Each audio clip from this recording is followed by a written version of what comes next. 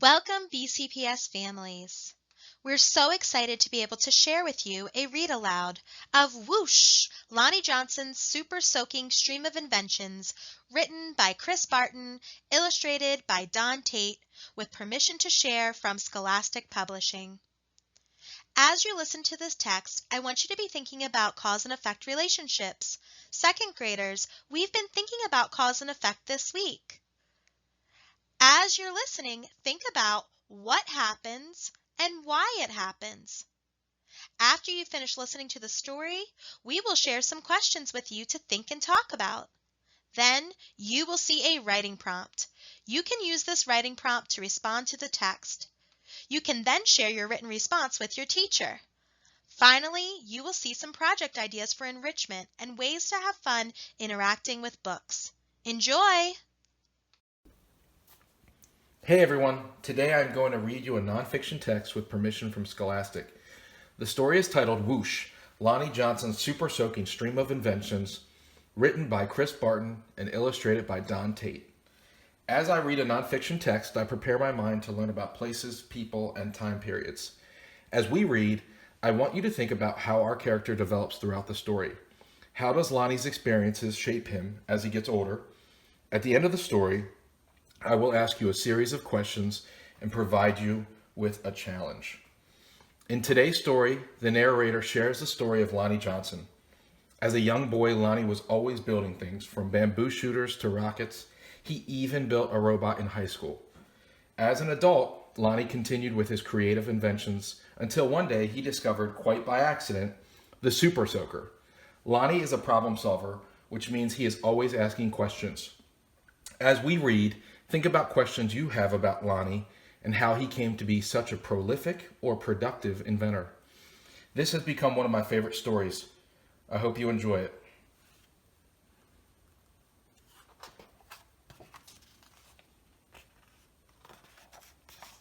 Every day brought a challenge for young Lonnie Johnson. The challenge of finding space for his stuff. 6 Johnson kids were squeezed into their parents' small house in Mobile, Alabama. Lonnie would have loved a workshop of his own, but there just wasn't room. There was nowhere to keep his rocket kits. Bamboo shooters, rubber band guns, erector sets, go-kart engines. Bolts and screws and other spare parts his dad let him bring in from the shed, and various other things he'd haul back from the junkyard. Lonnie loved building and creating. Ideas for inventions just kept on flowing. He learned how to make rockets from scratch. Kids at school gathered to watch Lonnie launch them, and he learned how to make rocket fuel. When it caught fire in the kitchen, Lonnie's mom didn't make him stop. She just sent him to work outside. Lonnie wanted to spend his life designing things, building things, and getting them to work. He wanted to be an engineer. However, Lonnie took an exam that said he would not make a very good one. His dream had been challenged. Lonnie was discouraged, but he knew that whoever had graded his test hadn't met Linux. Inspired by a TV show, Lonnie had built his own robot. He made it out of scrap metal and named it Linux. Compressed air cylinders and valves allowed Linux body to turn and its arms to move. The switches came from an old broken jukebox. Lonnie used a tape recorder to program Linux, and as a bonus, the reels looked like eyes. Lonnie wanted to enter his creation in a science fair, but he couldn't get the transmitter to work. Without it, Lonnie couldn't send commands to Linux. Science fairs came and went. Lonnie missed one and then another until he got an idea. Now, Lonnie may or may not have asked before he borrowed his little sister's walkie-talkie, but it fixed the transmission issue. His school's team took freshly finished Linux to a 1968 science fair at the University of Alabama, where only 5 years earlier, African American students hadn't even been allowed. Having to compete in a place that still wasn't very welcoming, now that was a challenge with a capital C. Against other schools from all over the state, Lonnie's team won first place. Soon Lonnie left home to go to college at Tuskegee Institute, where he stood out as a self-confident, insightful, creative thinker. He stood out as a student who asked the right questions, precisely defined problems, and formulated solutions. and he stood out as the guy who built his own booming sound system out of cast-off electronics. It even had lights that flashed in sync with the beat. Lonnie sometimes studied right in the middle of his own parties. The extra studying paid off. He became an engineer after graduation, and that took him beyond Alabama, way beyond. When NASA was sending an orbiter and probe called Galileo to Jupiter, the space agency needed to ensure a constant supply of power to the orbiter's computer memory. The engineer who had to figure out how to do it was Lonnie. His challenge was to come up with a lightweight backup system able to keep essential functions going in case the main power was lost. It wasn't easy, it wasn't obvious, but Lonnie found a solution. Some at NASA's Jet Propulsion Laboratory doubted his idea would work. Lonnie convinced them it would. He was right. As it photographed Jupiter and its moons, Galileo was supported by the power package that Lonnie designed. Much of what we know about Jupiter could have been at risk in a power failure if not for Lonnie. Ideas for other problems to solve just kept on flowing. They flowed whether Lonnie was working with hundreds of people at NASA or up late tinkering with his own inventions in, finally, his own workshop. Lonnie knew the world's millions of refrigerators and air conditioners needed a new cooling system, one that didn't use R12, a chemical that was bad for the environment. He had an idea for using water and air pressure instead. To test his idea, he made a pump and nozzle, connected them to the bathroom faucet, turned on the faucet, turned on the pump, and then whoosh! The stream that blasted across the bathroom was so powerful, it created a curtain-swirling breeze. It also gave Lonnie an idea for yet another invention.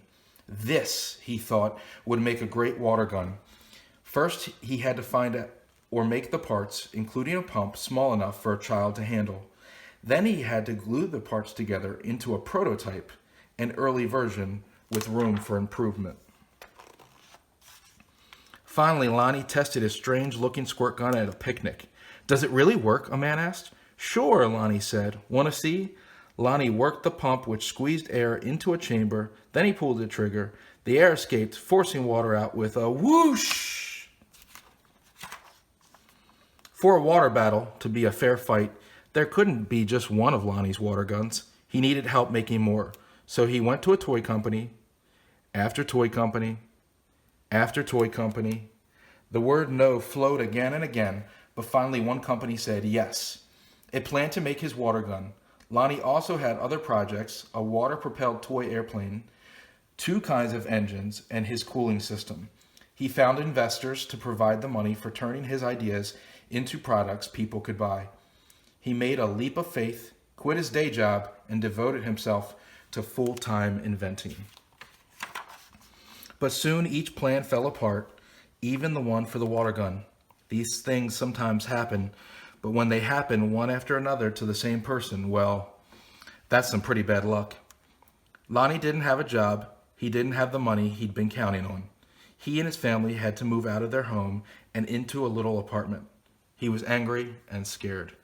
But Lonnie had dealt with challenges all his life. He knew a lot about solving problems, and he still believed in his inventions, especially the water gun. Lonnie went looking for another toy company. In 1989, he found a toy maker who was interested in seeing the water gun if Lonnie ever happened to be in Philadelphia. "But don't make a special trip," the guy said. Lonnie made a special trip. In his wife's suitcase, he carried a new prototype. He unpacked it, filled the tank with water, pumped the gun until the air pressure was good and high, and whoosh! Wow! Kids everywhere agreed with that wow. Lonnie's water gun, called the Super Soaker, became a smash hit. In no time, there were Super Soakers in backyards and on beaches, in parks and on playgrounds. Each sale of a Super Soaker put a little money into Lonnie's pocket. All those hours, all those years that Lonnie spent in his workshop had paid off big time.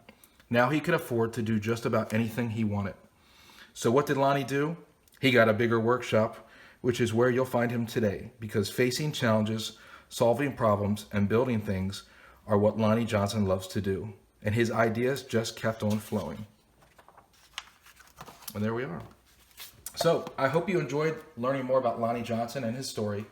After I read nonfiction text, I like to continue researching the topic I just read.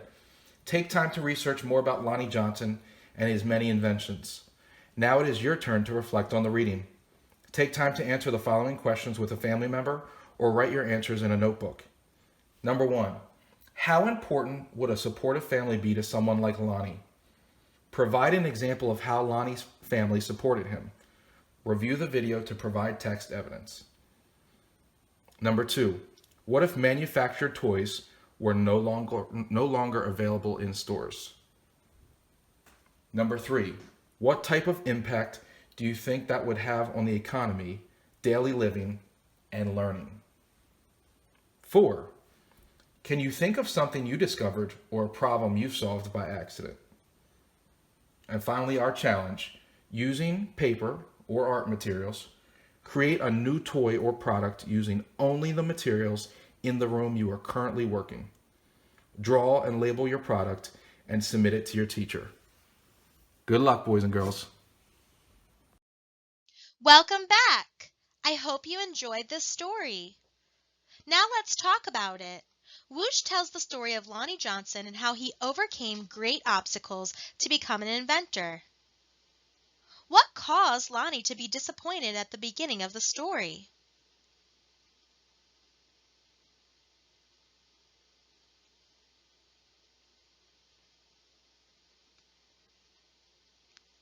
We've been thinking about cause and effect this week. What effects did Lonnie's work have on NASA?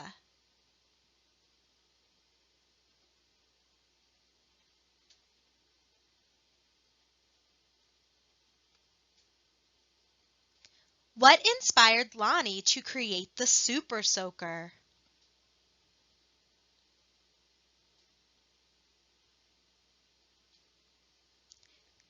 Great job! Now let's write about the story. Lonnie Johnson is an inventor. Now it is your turn to be one. Think about a toy invention you would like to design. Now you can draw and label a new toy design. Then you can write a letter to a toy company explaining why this would be the next best toy. Include reasons to support your invention.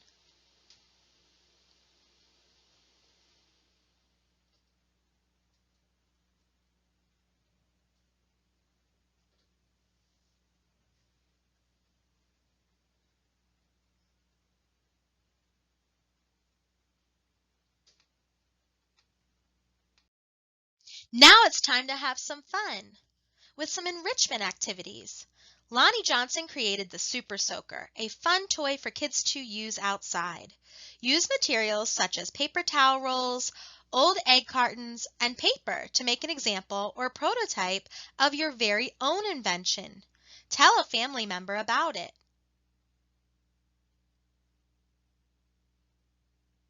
Research the life of Lonnie Johnson. Create a brief report that explains interesting facts about Lonnie's life.